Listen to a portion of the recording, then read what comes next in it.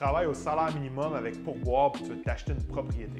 Donc, depuis mai 2023, le salaire minimum avec pourboire a été augmenté à 12,20.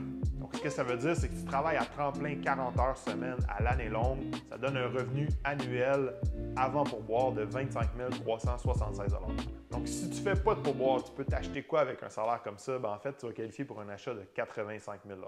On sait que les pourboires, c'est un gros morceau pour vous dans votre revenu, donc on fait quoi avec ça? Mais juste avant ça, sur Internet, j'ai trouvé une étudiante de la ville de Québec qui travaille dans une pizzeria familiale puis qui a décidé de révéler son salaire sur TikTok.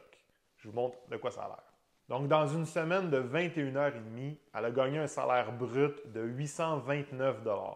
Dans ce montant-là, 262 $ étaient attribués à son salaire de base, mais elle a fait 567 $ en pourboire. Donc, si on fait le calcul, ça lui donne un taux horaire de 38 $ de l'heure. C'est quand même pas si mal, surtout qu'elle a noté que c'était une semaine assez ordinaire en termes de pourboire.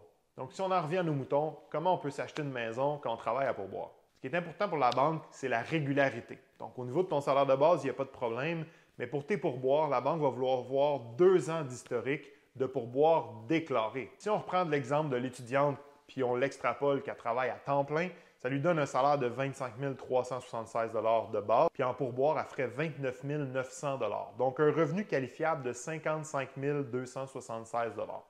Puis avec ça, une mise de fonds minimum, elle pourrait qualifier d'un achat de 195 000 $. Donc maintenant, si tu travailles à pourboire, je suis curieux de savoir c'est quoi ta plus grosse semaine de pourboire que tu as reçue. Écris-les dans les commentaires.